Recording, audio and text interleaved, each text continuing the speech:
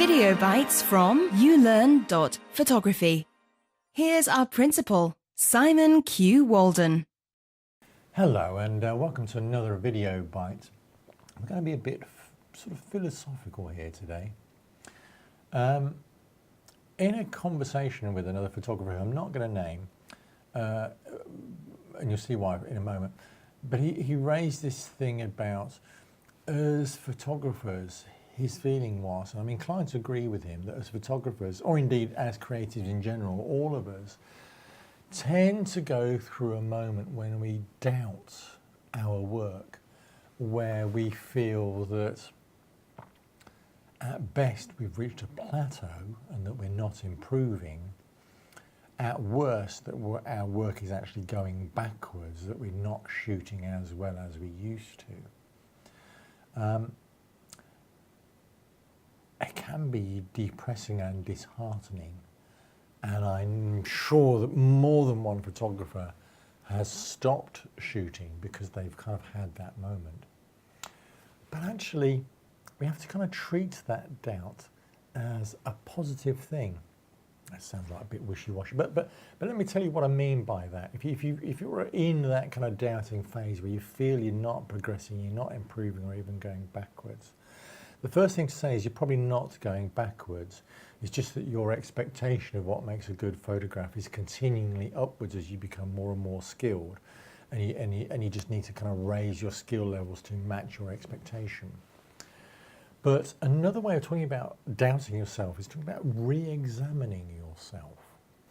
And what I'm saying is that that's an opportunity to look at your photography and examine it with a view to learning where you want to improve, or indeed just need to improve. Either way. So if you shouldn't just stop looking. You should maybe look much more closely to see where your problem areas are, or just where your dissatisfaction is, so that you know which parts to practice and develop further. And this might not be just a straight technical issue. It might be about exploration of particular themes or studies that you've started on, but you feel you haven't sort of got the nature of the study under your grip yet. And again, that re-examination to really kind of pinpoint what's missing, what's working, so that you can push through into the areas that work better. And maybe it also tells you what areas you should drop. Sometimes we have to recognize we're not suited to a particular type of photography. For me, it's architecture. I can do it, but I have no passion for it. I have no interest for it. And, I will do it when required and when something particularly interesting crops up.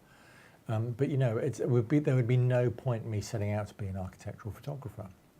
So, yes, I think every photographer, every creative goes through some periods of doubt. And usually, I believe, those periods of doubt are in the moments when your expectation is largely running ahead of your skills and techniques, but that you persevere through it and your skills and techniques will rise to meet your expectation and you move a whole level upwards once more. Subscribe now for regular tips and updates. To find out more, go to ulearn.photography.